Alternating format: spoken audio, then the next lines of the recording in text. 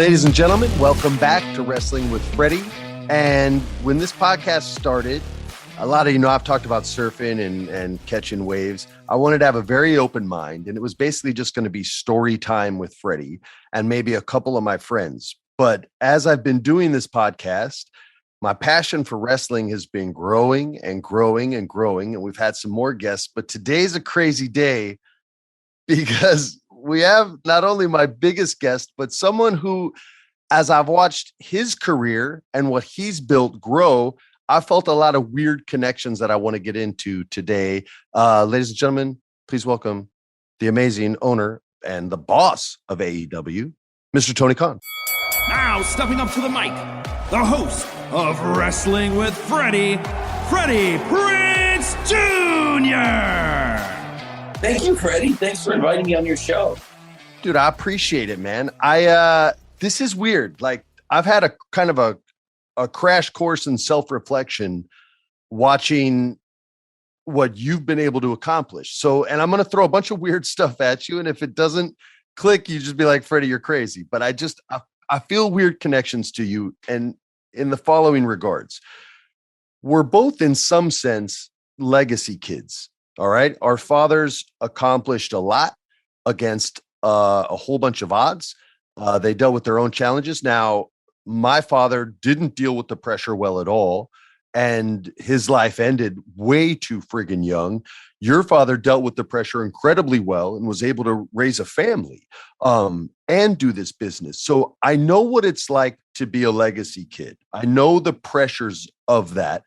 And I knew I didn't want to do exactly what my father did, but I wanted to show respect to it. So I never got into the stand-up comedy element of it, but he always wanted to be a film actor. And so I jumped into that. Here you are, and I got to do all this before social media. Here you are. Your father, for those who don't know, owns the Jacksonville Jaguars. It's a fairly exclusive club to be an NFL team owner, and you have to be just a smidge successful to be able to pull it off. So you're dealing with not only that kind of pressure, but you're post-social media, not post, you're in social media. We're in DS during social media. And that pressure is a global pressure. What have you found to be, and I will get into the beginnings of this in a minute, but this was the most important thing to me. So I just wanted to make sure we hit it. What have been the challenges, or what are the things you thought would be challenges that were easy? What were the things you thought would be easy that were really hard? Can you just jump into all that and take as much time as you want?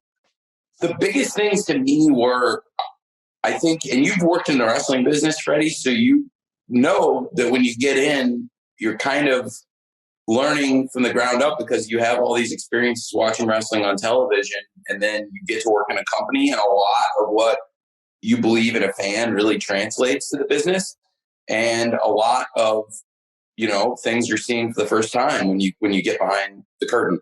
Yeah, big time.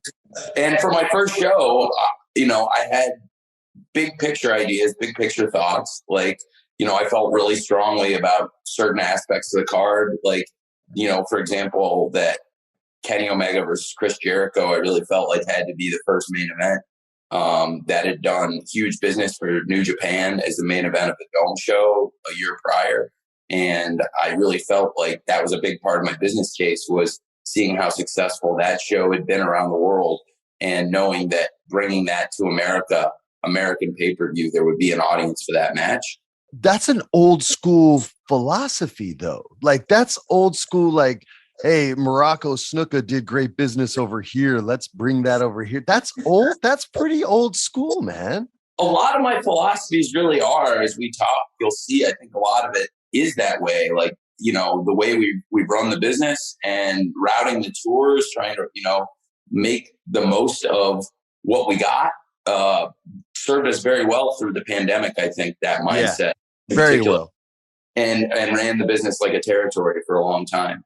And then, you know, managed to build a developmental component out of it too with Dark, because we had Daly's Place, we had the crew, we had wrestlers, and there's so many wrestlers around Florida and Georgia, driving distance, that wanted to come in and work.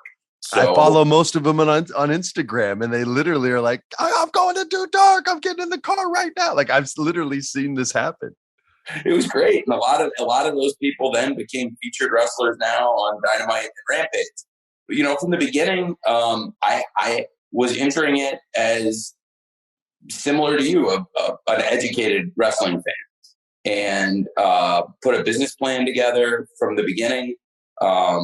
So as far as like challenges, that like you have ideas that are great ideas, and there's a big difference between booking on paper and booking in real life, because you're dealing with like actual human beings, and it's very different dealing with people than dealing with like wrestlers on paper or in your imagination. And similar in sports too. My experience is working in football, like for example, as the general manager of Fulham, working with the players and their contracts, sitting down with scouts and coaches, evaluating talent. I think that gave me a lot of good preparation to come in. So my experience in the sports business combined with a lifelong fandom of wrestling, I think served me well. The thing I probably wasn't prepared for at first, the first several months, was getting my hands around doing everything. I don't think anybody ever expected me to get so organized as the booker. Well, let's jump into that deeper, okay? Because look, I tried to run a show, right? I had a sitcom back in the day. It lasted one season, and it lasted one season because I tried to do everything. All right. So now some people can do this. Their brains are just wired that way. I'm left-handed, so I'm more right-brained, so I cannot. Okay. So this is a tricky thing, because I was going to ask you, like, I'm friendly with Jeannie Buss. And so I've spoken to her about what things she takes over versus how her dad approached things. Her dad was very much about designating responsibility. What I've heard, and where I think you're about to go, is especially at least in the beginning phases of this, you want hands-on everything. Is that correct? I was not hands-on about I was overseeing everything, but it was probably more of a collaborative thing the first several months. And I just felt like it wasn't as organized as I would like it to be. We had risen to such great heights. We had such a great opportunity, and it was all so close. And at the end of 2019, we launched the show, had a huge debut, did really good ratings, and now I'm doing really great ratings these past few years. But after the first 2 months or so, maybe even after the first 6-7 weeks, started to see a dip. I think it was probably around late November into December, and it continued through December, and it was a trend. And I didn't like the way the ratings were going, and clearly the way the ratings were going were reflecting that the fans didn't like the direction I was going, or that we were going. And so I made a lot of changes in going into 2020 that I felt really good about, in terms of being more organized and just doing all the shows by hand. And I think they've been a lot more focused. And it's great having like lots of ideas coming from lots of different places, and I do utilize and have lots of different contributors bringing ideas to the table. But it's just hard. Like, you've been in those writers' rooms that are brutal, so I can't. It can be very difficult. I mean, I was the kind of guy I could handle about 5 or 6 storylines on my plate before the work would start to suffer. But you're getting pitched 40, 50 things a week. So, it's like you go into SNL and they're like, hey, we have 50 sketches. Don't worry about memorizing all of them, but please memorize mine. And it's every talent coming in with their ideas, right? And you're the host. You're like, yo, I've never done this. You do this every week. Like, we have to find a common ground here. So what I've seen you pull off has been nothing short of impressive to me. And you're going to take criticism no matter what, because it's art. So the critics are right as much as the fans are right, because we're all conditioned to enjoy things based on how we were raised and how we interpret information. There's types of TV series now that give you everything in the pilot. And when I was a kid, they made you wait. But with binging shows, they don't anymore. So the style has changed, but that's not my thing. I don't go around crapping on it. I just know what I like. So I'll just go watch Clue, the movie, or something like that. Great movie. Great movie. So Do you know every word of Clue? every single word. Yeah. Yeah, me too. I'm left-handed and I know every word of Clue also. Yo, so here's a side quest real quick. When we were doing I Know You Did Last Summer, we were in North Carolina, and Madeline Kahn, who was Mrs. White, was in the bungalow next to me. And I was cooking food, and it was going to be for the cast. And Madeline Kahn literally goes, whatever you're smelling, or whatever you're cooking smells marvelous, darling. And I went, oh my God, thank you so much. And she came to this little white picket fence. We were staying in these cottages, and she goes, I'm coming to have dinner with you. And I legit snubbed the whole rest of the cast and had dinner with Madeline Kahn, who I was completely in love with, a total crush on her. It was like a portobello mushroom pot. My mom was a chef. She taught me how to cook. And the cast didn't even talk. My future wife didn't even talk to me the next day. And it's all Madeline Kahn's fault, but I didn't care. And I love her. And I love her in that movie when she's like, flames on the side of my face. It's the greatest. Anyway, side quest over. Her and Tim Curry had all the best dialogue in that movie.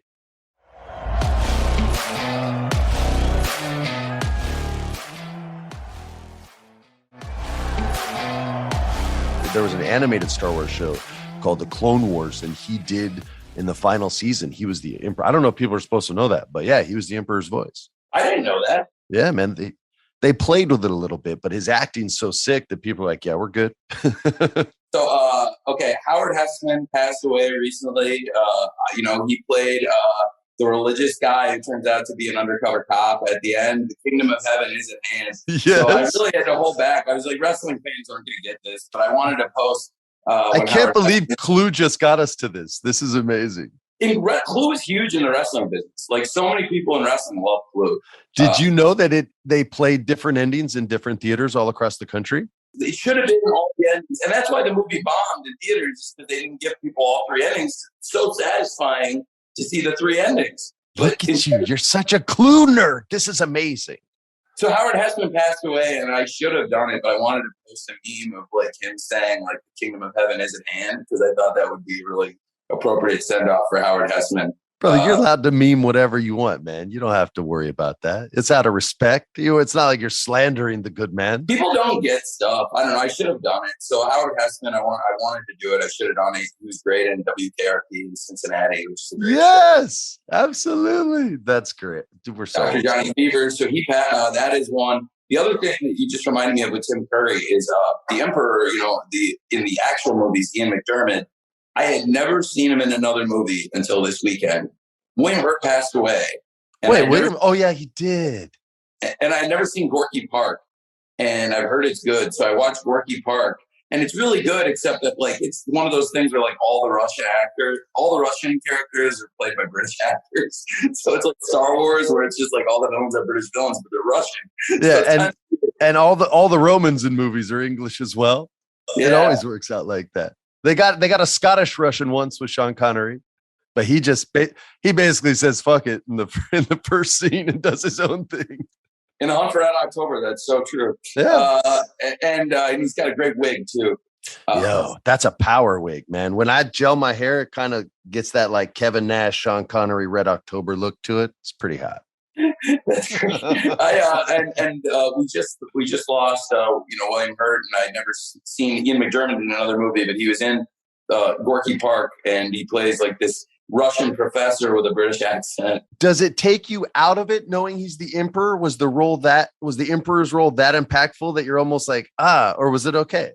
He plays a pretty creepy character. He's like the scientist who I don't want to spoil that movie. Oh yeah, I haven't seen it. Yeah, so for sure. It's a good movie. I liked it. I wanted to go back and watch something with William Hurt I hadn't seen after he passed, and I rarely get free time to do anything, and I had a couple hours, so I watched it. It was good.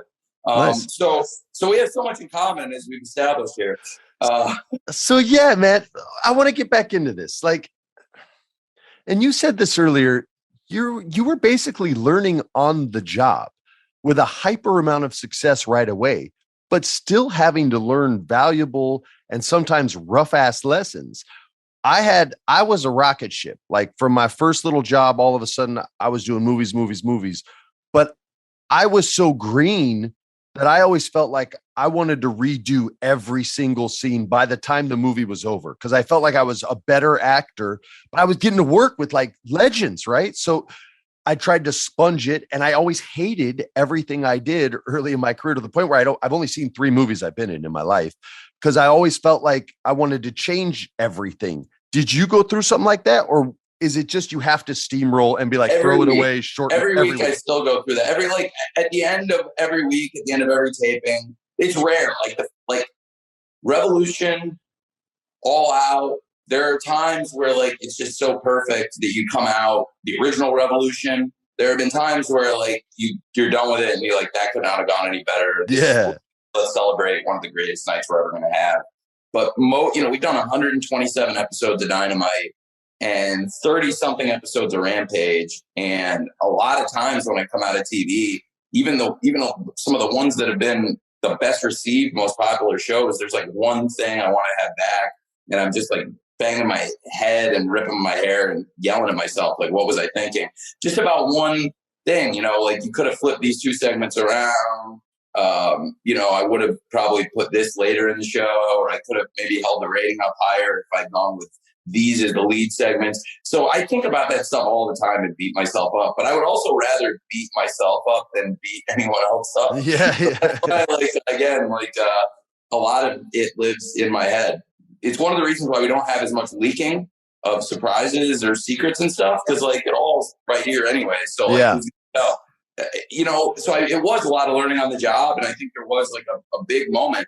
We only lost the demo once. Like we went, I think we were head to head with NXT for like 76 weeks, and we went like 75-1 in the demo. And the one that works.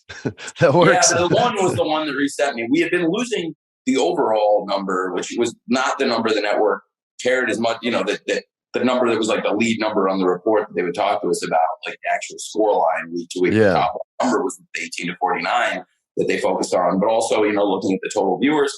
In December 2019, we were losing it, the total viewers, but we were still holding on to the demo. And I quit being in denial when we lost the demo. And then it's the only week off I've ever had since we started this is Christmas 2019, because we've done a show every single week since October 2nd of 2019, except for Christmas 2019. We were off because it was Christmas Day. We didn't do a show that day.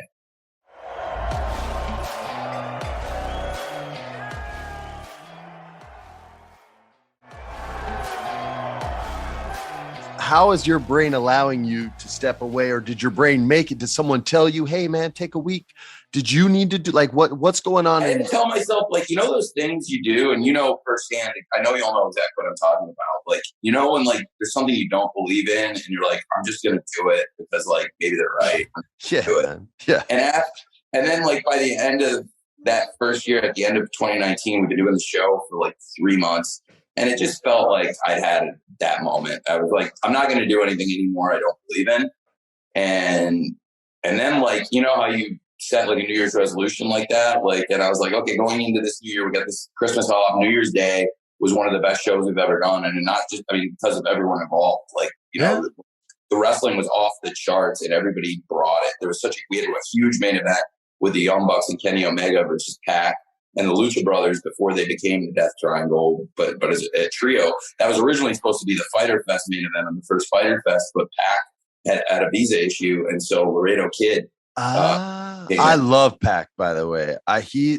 Look, you have some guys and some girls that can talk to the point where I don't believe you use writers. I don't believe you do. We don't. I've always agreed with, this is weird for me to say, but I always agreed with this philosophy.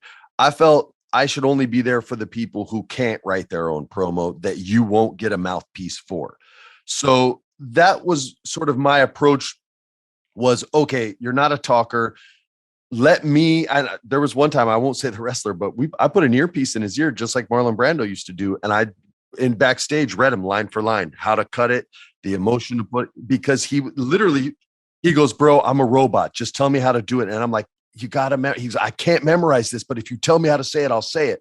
And I was like, let me think of something. And so we went to Magic and I was like, can I get like an earpiece? They go, we don't have that here, but we can get you one from the truck. And they grabbed me an earpiece and we stuck the tiny little receiver in his ear, not the one with like the loop or anything, just a tiny receiver. And I was in Gorilla and just cutting lines and then telling him good job. Like I even screwed him up one time. I was like, that was really nice. And he kind of like smiled and I was like, no, don't smile. I had never done it. I had never done that before. But yeah, so you do have some talkers, and that leads me to somebody who I absolutely fell in love with because I hate him. And he needed to get beat up. But to me, he is not only the future, but the right now. And that's MJF. You guys told a story with him and Punk that was so the opposite of the stories being told in mainstream wrestling right now. You took your time. Nothing felt rushed. You didn't give anything away. And he wore a white suit. I literally, when I saw that Punk had the white t-shirt, he had the white suit. I told you I'm a fan of horror movies. I was like, oh, there will be blood. And that's such a beautiful representation. Like I've said this, and you'll click with this. I think I've always felt wrestling is the purest form of art because it's the literal blood, sweat, and tears on an actual canvas. And that's Jackson Pollock, man. Like that to me is what those bloody matches are. It's Jackson Pollock. And he wasn't for everyone, but he's what made modern American artists respectable around the world, was because of him and his willingness to just sort of vomit his emotions on a canvas, which is what it was compared to by his critics. But it literally set American contemporary art on a whole new level that rested on his and a handful of other artists' shoulders. But Ed Harris played him, so he gets to be the most famous one. You guys, that's the cynical side of me sneaking in once in a while. You guys have something, and I call MJF one of the pillars of AEW, right? He is 10 years from now, when he's still there and is probably going to be the highest paid wrestler on the face of the planet, he is going to be one of those guys that you're building multiple, at least this is my opinion, multiple men off of, where, and I already saw it with Wardlow just for a second, like where it was just like, he's been a robot and now he's vulnerable for the first time. And he's actually like expressing himself with some vulnerability. I was like, if they pull it off on their first try, amen, hallelujah. But I honestly feel you guys are on such a great path. I know you can't blow too much smoke at this kid, but can you just talk about MJF, where you found him, who helped you get eyeballs on him? Where was the first, like, if you're cool talking about that stuff? Yeah, the first time I saw him was on MLW. And I was watching MLW. That summer of 2018 was really big for me. The only people that really at first took this seriously were Matt Jackson and Chris Jericho. And I talked to both of them almost every day. And from there, they brought in a lot of other really good people. Like, obviously, Matt brought Nick, his brother, and his wife Dana runs our merchandising, and she's a big part of the company too. And then obviously with Kenny Omega, Cody Rhodes, when I talked to Matt, I wanted to get the Bullet Club together, and especially in particular the Elite with Matt and Nick and Kenny, which I thought was the best trio in the world. And I really saw Kenny coming in as a singles headliner and Matt and Nick as the top tag team. And I wanted to get Jericho. And for the business case, I knew there were a couple things happening, and so let me go back to MJF, who's the person you asked about, and that's the person I'm focusing on here. But that's the way I found him, was on MLW. I was watching a ton of wrestling, and other people liked him too. Like once I started talking to Cody, it was one of the names Cody brought up that he thought would be great. But in my scouting, he was one of the first people I saw outside of that group of names I just mentioned. MJF and Trent Beretta would be people that I remember. Trent, dude, do you want a side quest real quick? Okay. It was my second stint at WWE, and I'm just running basically an acting class. Okay. So the same techniques that we would do, like repetition, where say, Tony, it's a pleasure to meet you. You're locked into those words. You can go, it's a pleasure to meet me. It's a pleasure to meet. And we go back and forth until someone feels so stupid they have to change the line. Whoever changes the line loses, right? So we would do all the stuff like Miz would kill at that kind of stuff because he's just like, F you, let's go. But Trent was in there with AJ and Mendez, and they were going to do repetition. And he was, I don't remember what his name was back then. They gave him a terrible name as they do sometimes. But wasn't it Trent Beretta? I don't think so. I don't think so. Beretta's cool, FCW. But it's like, what's that? FCW. So they came up and they did a repetition, but it was Pokemon. And I didn't know I was too old. I didn't know what Pokemon was. So he goes something like, hey, that's a sweet Raichu or something like that. And she goes, that's a sweet Raichu. And it's going back and forth. And I literally look over to Big Show and Cardona. And I went, what the fuck is a Raichu? And Big Show popped too loud. I go, you guys, what are you talking about right now? And it was literally, we're going back and forth about a Pokemon. That was my introduction to Pokemon. And then AJ went on to become a friggin' world champion after I left. And then a best-selling friggin' author. And now she's about to take over Hollywood. And she's now running another wrestling. She's going to run WOW. I don't know if that's public, but she's going to run Women of Wrestling. And she's written some scripts that aren't announced yet, but one of them is going to be, and it's like with the biggest friggin' director in the world, man. So she's killing it. So she's also left-handed and she's also right brain, just like us. So shout out to all the Southpaws in the world right now. Hey everybody, thanks for listening to part 1 of the Tony Khan interview.